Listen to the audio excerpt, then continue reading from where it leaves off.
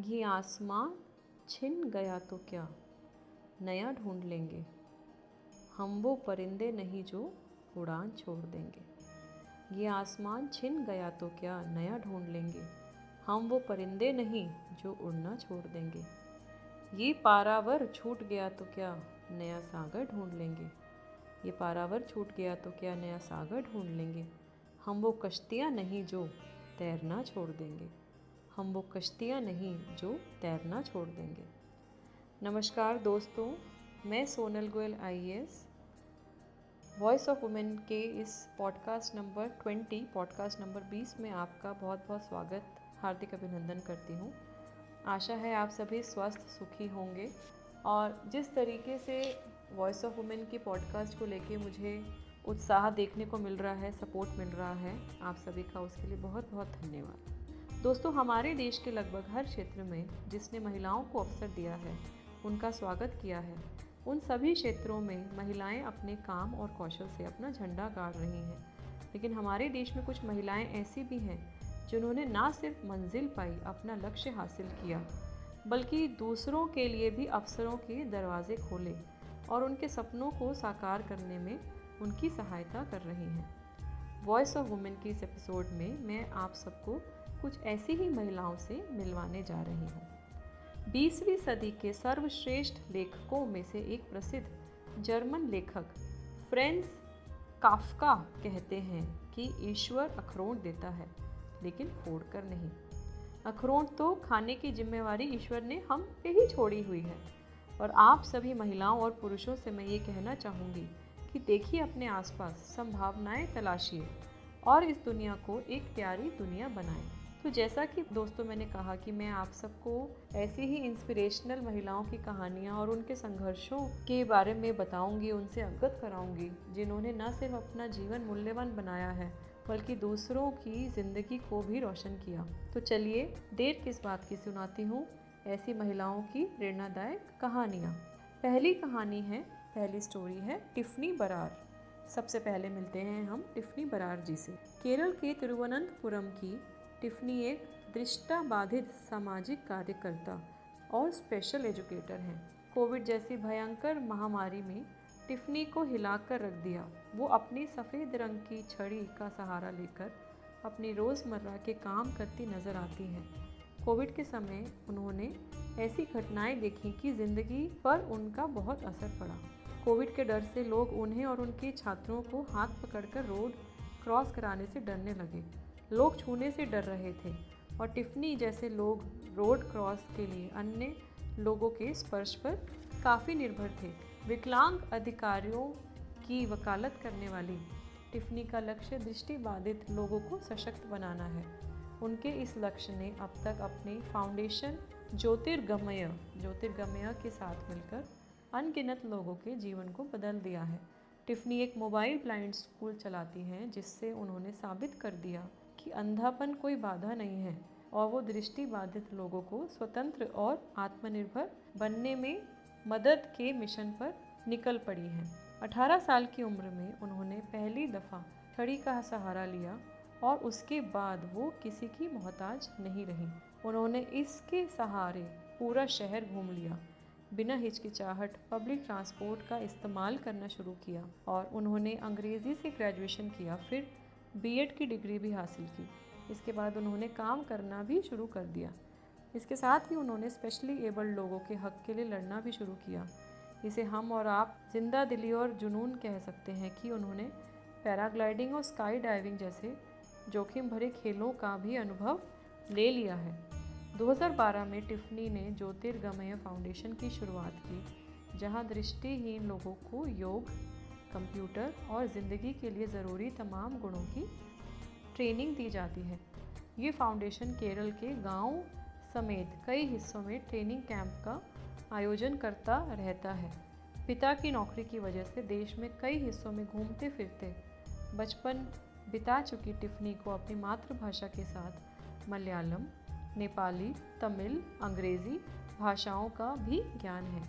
वो डिसेबिलिटी को खूबसूरत संभावनाओं के रूप में देखती हैं और हमें भी उनकी नज़र से इसे देखने की आवश्यकता है, ज़रूरत है। टिफ़नी की स्टोरी बहुत ही प्रेरणादायक है इसी तरह हमारी जो नेक्स्ट स्टोरी है रुक्मणी राव जी की नेक्स्ट स्टोरी मैं आपके साथ शेयर करूंगी। दुनिया के इस कठिन मंच पर एक प्रदर्शन मैं भी दिखलाऊंगी। दुनिया के इस कठिन मंच पर एक प्रदर्शन मैं भी दिखलाऊंगी। कठपुतली नहीं किसी खेल की, अब स्वतंत्र मंचन पर परचम लहराऊंगी।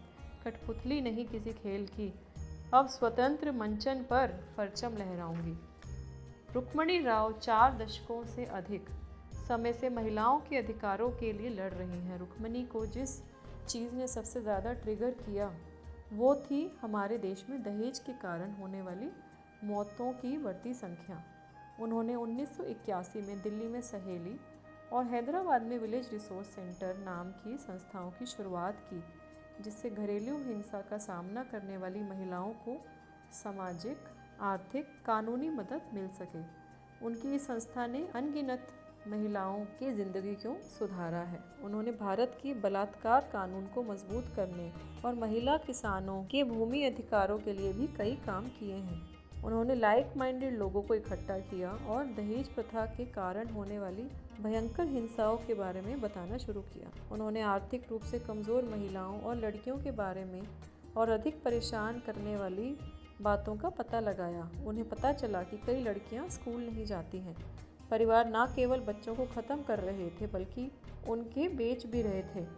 अवैध गोद लेने वाली एजेंसियां बच्चों को खरीदने के लिए 500 से 1500 रुपये तक दे रही थी। जैसे ही दूसरी या तीसरी बार बेटी पैदा होती, परिवार वाले उससे छुटकारा पाने की कोशिश में लग जाते, जो कि बहुत ही बुरी बात है। ये एक पाप है। इसे देखते हुए रुक्मणी और उनके एनजीओ ने ऐसे परिवारों को भोजन और बुनियादी ज़रूरतों के साथ समर्थन देना शुरू किया। उन्होंने 70 से अधिक गाँव में बाल संरक्षण समितियाँ बनाई और सरकार के साथ मिलकर बच्चों की हेल्पलाइन भी वो चला रही हैं। उन्होंने दिल्ली के निर्भया कांड के बाद एक टीम बनाई जो अब तक घरेलू हिंसा के 500 से 600 मामलों पर काम कर चुकी है। रुक्मणी ने हमारे समाज में मौजूद असमानताओं की पहचान की जो महिलाओं को उत्पीड़ित रखती हैं। उन्हें पता चला केवल 13% महिलाओं के पास ही अपनी जमीन है। इससे महिलाओं को आर्थिक स्वतंत्रता नहीं मिल पाती है। इसके अलावा देश के बैंक भी महिलाओं में निवेश नहीं करना चाहते हैं। यहाँ के परिवार भी बेटी की बजाय बेटे के लिए लोन पर गाड़ी लेना पसंद करते हैं। इसके चलते उन्होंने महिला किसानों पर भी काम किया। रुक्मणी महिला आंदोलन की एक प्रमुख हस्ताक्षर है। उन्हें कई पुरस्कारों से भी नवाजा जा चुका है। हमारा सलाम है, सल्यूट है श्रीमती रुक्मणी राव को। अगली कहानी भी बहुत ही प्रेरणादायक है दोस्तों। डॉक्टर रानी बंग। डॉक्टर रानी बंग साल 1972 था जब रानी ने नागपुर मेडिकल कॉलेज से MBBS और MD की पढ़ाई करनी शुरू की। उन्होंने विदेश जाकर भी पढ़ाई की। उनकी ज़िंदगी में सब कुछ सही चल रहा था। वो वापस इंडिया आई और उन्होंने प्रैक्टिस शुरू कर दी। एक दिन डॉक्टर रानी बंग के पास एक गरीब विधवा मजदूर महिला आई। वह अपनी बेटी को निमोनिया की शिकायत लेकर उनके पास आई। चूँकि रानी तो गायनोकोलॉजिस्ट थी तो उन्होंने उस बच्ची को दूसरे अस्पताल में ले जाने के लिए कहा। लेकिन 2 दिन बाद जब रानी अपने क्लिनिक पर आई तो देखा कि उस 2 साल की बीमार बच्ची को उसकी 5 साल की बड़ी बहन गोद में लेकर बैठी है। कुछ देर बाद उसने अपनी बहन के हाथों में डॉक्टर रानी के सामने ही दम तोड़ दिया। इस घटना ने रानी को झंझोड़ दिया। इस घटना के बाद उन्होंने हेल्थ केयर सेंटर शुरू करने की ठानी। इस काम के लिए उन्होंने एक नक्सलवादी एरिया गढ़चिरौली को चुना जो महाराष्ट्र का एक जिला है। उन्होंने देखा कि वहाँ महिलाओं की हालत बहुत खराब है। उस समय वहाँ मूलभूत सुविधाएं भी मौजूद नहीं थी। उन्हें पता चला कि यहाँ इससे पहले कोई भी महिला डॉक्टर नहीं आई। इसके बाद उन्होंने यहीं की समस्याओं को समझने के लिए रिसर्च शुरू की। डॉक्टर रानी का बड़ा कारनामा उन्होंने कर दिखाया। 1988 में 1988 में इस जिले की शिशु मृत्यु दर प्रति 1000 बच्चों पर 121 थी, जो अगले दशक में गिरकर 30 हो गई। उन्होंने अपनी रिसर्च में पता लगाया कि बच्चों की मौत डायरिया की वजह से नहीं, निमोनिया की वजह से हो रही थी, जिससे वर्ल्ड हेल्थ ऑर्गेनाइजेशन भी सकते में आ गया, जिससे उन्हें अपनी ड्रग मैन्युफैक्चरिंग स्ट्रैटेजी भी बदलनी पड़ी। इसके बाद WTO ने एक पेपर भी पब्लिश किया जिसका नाम था pioneers of health care in rural India. इसी तरह उनके पति और उन्होंने मिलकर समस्याओं को सुलझाना शुरू किया और एक शोध बोधग्राम की स्थापना की, जिसके अंदर माँ दंतेश्वरी हॉस्पिटल रिसर्च सेंटर भी है। इसके अलावा उन्होंने home based newborn care programme भी शुरू किया, जिससे शिशु मृत्यु दर काफ़ी कम हो गई है। कोई भी इंसान महान पैदा नहीं होता, उसके विचार उसे महान बनाते हैं। विचार ही महान लोगों को आम लोगों से अलग करते हैं। वे वही करते हैं जो दूसरे लोग भी करते हैं, लेकिन उनका मकसद समाज में बदलाव लाना है, जैसे इन महिलाओं का था। और हमारे विचार और हमारे कर्म वो ही हमें जीवन में आगे ले जाते हैं। गांधी जी कहते थे कि हम जो करते हैं और हम जो कर सकते हैं, इसके बीच का अंतर दुनिया की ज़्यादातर समस्याओं के समाधान के लिए पर्याप्त होगा। इस लाइन को समझिए कि हम जो कर रहे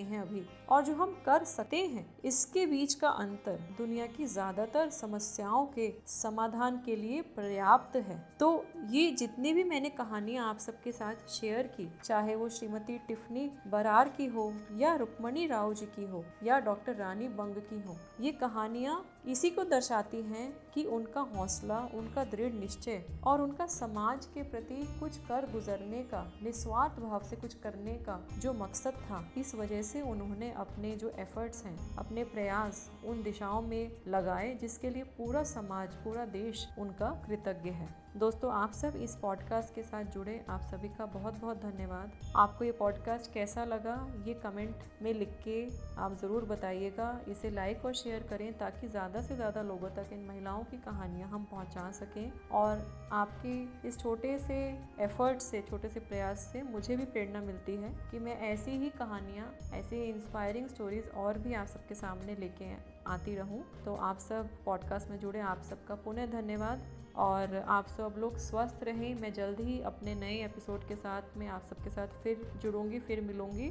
आप तब तक स्वस्थ रहें, खुश रहें, अपना ध्यान रखें और ज़रूर हम कोशिश करते रहें कि हम अपने पर्सनल गोल्स किस तरीके से सोसाइटी के गोल्स, समाज के गोल्स से कैसे अलाइन करें। इस थॉट के साथ मैं आज अपना ये episode number 20 voice of women podcast का अंत करती हूँ। Thank you so much. नमस्कार, जय हिंद, जय भारत।